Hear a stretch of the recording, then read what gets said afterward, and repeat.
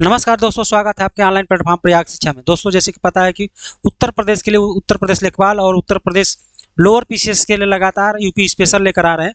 और UP special में हम उत्तर प्रदेश का इतिहास यानी यूपी का इतिहास पढ़ रहे हैं। उसी क्रम में मैं आज पढ़ाऊंगा आप लोग को उत्तर प्रदेश में मौर्य साम्राज्य का विकास कैसे हुआ, कौन कौन से शासक उत्तर प्रदेश में शासन किए और मौर्य साम्राज्य का विस्तार कहाँ कहाँ से हुआ। तो आज पे चर्चा करेंगे हम लोग उत्तर प्रदेश में मौर्य साम्राज्य। देखिए, इतिहास में आप मौर्य साम्राज्य के बारे में आप पढ़ते हैं, लेकिन हम स्पेशली जब उत्तर प्रदेश की बात करेंगे तो उत्तर प्रदेश में कहाँ कहाँ मौर्य साम्राज्य का विस्तार हुआ था उस पर हम चर्चा करेंगे। उसमें मौर्य साम्राज्य की अगर मैं बात करूँ तो मौर्य साम्राज्य में जो सबसे प्रतापी राजा हुआ करते थे, आप लोग अशोक का नाम सुने थे।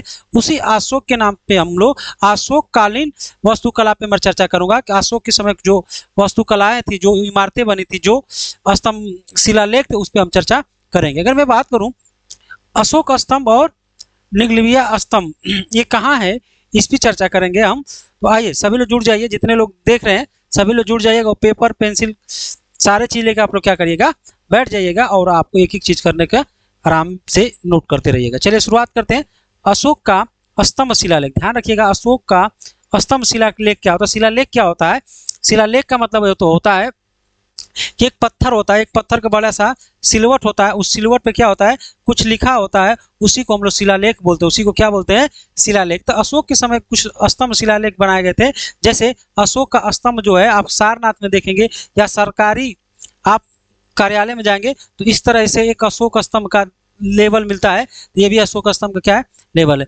एक प्रयाग कौशाम्बी अभिलेख आपको देखने को मिला था, ये आपका 1900 नहीं होगा, ये 1500 की समथिंग होगा। ये इसका मैथ 1900 नहीं होगी, गलत है। जो प्रयाग कौशाम्बी शिलालेख था, इसकी खोज जो था ये जी.आर. पांडे ने किया था। दूसरा जो है अहरौरा का लघु शिला अभिलेख, अहरौरा का लघु शिला अभिलेख जो है ये कहाँ मिलता है? ये आपका मिलता है मिर्जापुर में। कहाँ मिलता है? मिर्जापुर में। मेरठ का लघु शिलालेख, ये सब अशोक कालीन शिलालेख हैं। फिर अशोक के समय में एक मिला था शिलालेख लुम्बिनी का लघु शिलालेख, जिसका नाम था रुम्मनदेही शिलालेख। रुम्मनदेही शिलालेख जो था ये अशोक ने बनवाया था, अशोक के समय कालीन था। इसी रुम्मनदेही शिलालेख से बौद्ध के सिद्धांतों का प्रचार प्रसार का अभिलेख मिलता है, साक्ष्य मिलता है। तो रुम्मनदेही का शिलालेख किसके समय कालीन था? तो अशोक के समय कालीन ये शिलालेख बनाया गया था, जिससे बौद्ध के सिद्धांतों के बारे में पता चलता है कि बौद्ध ने कहाँ कहाँ प्रचार किए थे। और इसकी अगला मैं बात करता हूँ अशोक के स्तंभ शिलालेख की, कि टोपरा का लघु शिलालेख, ये भी अशोक कालीन क्या है, एक स्तंभ था जो टोपरा का, जिसे फिरोज शाह तुगलक जो है टोपरा से निकाल कहाँ लेकर चला गया था, दिल्ली में लगवा दिया गया। अगला स्तंभ मिलता है आपको सहेत महेश शिलालेख, ये कहाँ पे? ये श्रावस्ती का स्तंभ है, ये भी अशोक कालीन स्तंभ के रूप में जाना जाता है। अगला है प्रयाग कौशाम्बी, प्रयाग में ही प्रयाग कौशाम्बी अभिलेख भी मिलता है, ये भी अशोक के समय का है।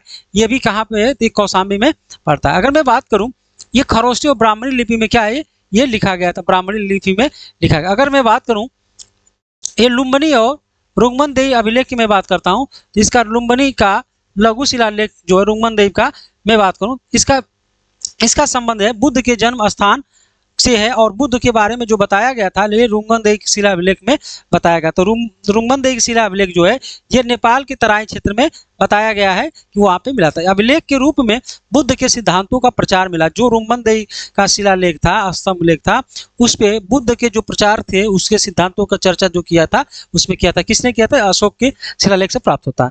इसके अनुसार बुद्ध का जन्म रुम्मनदेही में नेपाल में हुआ था। जब रुम्मनदेही का शिलालेख पढ़ते हैं तो अशोक ने उसमें लिखवाया था कि जो बुद्ध का जन्म है ये नेपाल के तराई क्षेत्र में हुआ था।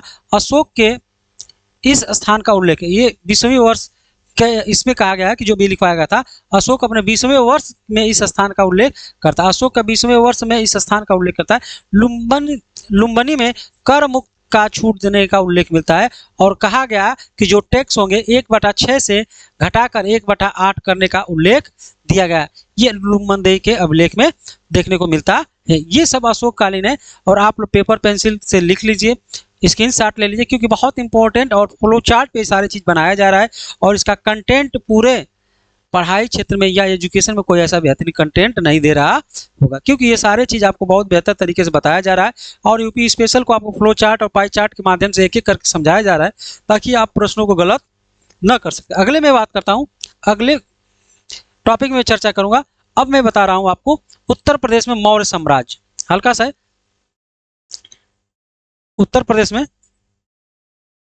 मौर्य साम्राज्य की मैं बात करूंगा, उत्तर प्रदेश में कैसे मौर्य साम्राज्य का विस्तार हुआ इस पे अगर मैं चर्चा करूंगा, तो उत्तर प्रदेश में मौर्य साम्राज्य और मगध का क्या क्या इतिहास रहा है उस पर चर्चा करूंगा। तो मैं बात करता हूं मगध राज्य की, मैं अगर बात करूंगा तो मगध राज्य में देखा जाएगा कि मगध राज्य में कौन कौन से वंश आए, कौन कौन से आए, तो उस पर बात करूंगा।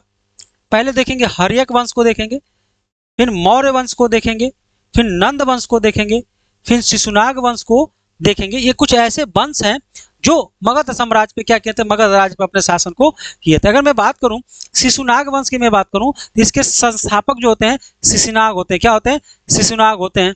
अगर मैं हर्यक वंश, सबसे महत्वपूर्ण जो है ये हर्यक वंश आपको पढ़ने को मिलता है। जब हर्यक वंश की मैं बात करता हूं तो हर्यक वंश के संस्थापक कौन है? ये आपको बिंदुसार, बिंबिसार जो है ये हर्यक वंश के संस्थापक मिलते हैं। फिर अगर मैं मौर्य वंश की मैं बात करता हूं तो मौर्य वंश में आपको चंद्रगुप्त प्रथम देखने को मिलते हैं। चंद्रगुप्त मौर्य, बिंदुसार, अशोक, ये सब मौर्य वंश के संस्थापक में आते हैं। अगर मैं बात करता हूं नंद वंश की मैं बात करता हूं तो नंद वंश के जो संस्थापक होते हैं ये महापदानंद होते हैं। क्या होते हैं? महापदानंद होते हैं। तो जो इतिहास है मौर्यों का, जो मगध का इतिहास है वो बहुत इंपॉर्टेंट है, जिसमें आपको हर्यक वंश पढ़ने को मिलता है, मौर्य वंश पढ़ने को मिलता है, नंद वंश पढ़ने को मिलता है, शिशुनाग वंश पढ़ने को मिलता है। ये सारी चीज मिलता है। अगर हर्यक वंश का संस्थापक पूछता है तो बिंबिसार वहाँ के हर्यक वंश से क्या हो जाएगा? संस्थापक हो जाते हैं। फिर हर्यक वंश का पुत्र अजात शत्रु होता है, उदयन होता है। ये तमाम चीजें क्या होते हैं? उनके वंशज हुआ करते हैं। लेकिन मौर्य साम्राज्य की जब मैं बात करता हूँ, मौर्य वंश की मैं बात करता हूँ, तो वहाँ पे चंद्रगुप्त मौर्य को आप पढ़ेंगे। उसके बाद बिंदुसार आ जाते हैं। और मगध की मैं बात किया जाए मौर्य साम्राज्य में, तो सबसे प्रतापी राजा अशोक की बात आपको पढ़ने मिलता है। अगर मैं बात करता हूँ नंद वंश की मैं बात करता हूँ तो नंद वंश का जो सबसे प्रतापी संस्थापक राजा माना जाता है वो महापदानंद है। और नंद वंश के हराकर ही मौर्य वंश की स्थापना की जाती है। तो तमाम ये चीजें आपको फ्लो चार्ट पे आपको देखने को मिलता है। तो मगध राज्य में कुछ ऐसे वंश आए, ऐसे शासक आए जो अपने शासन को क्या किए। अगर मैं बात करता हूँ मगध राज्य में, मैं बात करूंगा अजात शत्रु की बात करता हूं। अजात शत्रु की मैं बात करूं तो बिंबिसार और महाकोसला का बेटा था। अजात शत्रु क्या था? बिंबिसार और महाकोसला का बेटा था, जो काशी पे क्या कर लिया था? कब्जा कर लिया था और 5 गांव को वो जीत लिया था। लेकिन अजात शत्रु ने वजीरा से शादी करके, अजात शत्रु ने वजीरा से शादी करके काशी को दहेज में ले लिया। तो पूछा जाता है काशी को दहेज में किसने लिया था? तो काशी को दहेज में लेने का काम कौन किया था? ये अजात शत्रु जो था वो काशी को दहेज में लिया था, दहेज में दिया था। कौशल और मगध के बीच की लड़ाई और झगड़े का वजह क्या लिखा गया था? तो काशी को बताया जाता है। कहा जाता है काशी जो है कौशल और मगध के बीच में जो झगड़े का कार्य था ये काशी राज्य हुआ करता था, जिसे अजात शत्रु ने दहेज में उसको ले लिया था। ठीक है। अगले मैं बात करता हूँ मगध साम्राज्य की मैं बात करता हूँ तो मगध साम्राज्य में बुद्ध काल में जो बज्जी और लिच्छवी का ये अशोक के कालीन से ये देखने को मिलता है। इसकी चेतना जो है पद्मावती जो है बौद्ध जैन ग्रंथ से मिलता है।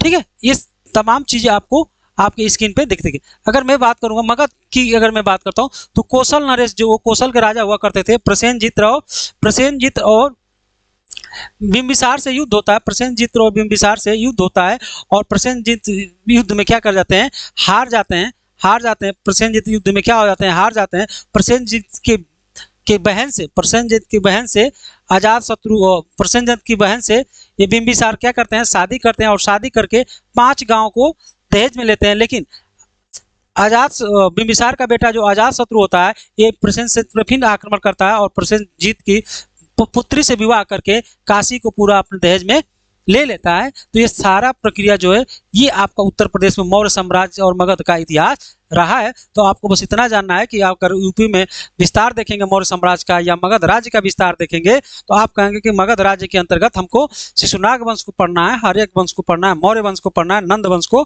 पढ़ना है। तमाम चीजें आपको स्क्रीन पर दिखा रहा है और फ्लो चार्ट के माध्यम से बता रहा है। तो अगला प्रश्न यहाँ से ये बन सकता है कि अजात शत्रु ने किसे दहेज में लिया? तो काशी को अजात शत्रु ने क्या किया था? दहेज में ले लिया था। उम्मीद करता हूँ कि ये चीजें आपको बहुत बेहतरीन तरीके से समझ में आ रही होगी और आप इसको एंजॉय कर रहे हो इस क्लास को। अगर क्लास में नए हो तो क्लास को लाइक करिए, शेयर करिए, सब्सक्राइब करिए और दोस्त मित्र यार को क्या करिए? आप भेज दीजिए। तो thank you for watching this video और प्रयागराज शिक्षा चैनल को सब्सक्राइब जरूर करिए, लाइक करिए, कमेंट करिए, शेयर करिए और स्क्रीनशॉट लेकर आप जरूर रख लीजिए। मिलते हैं अगली क्लास में, तब तक जय हिंद।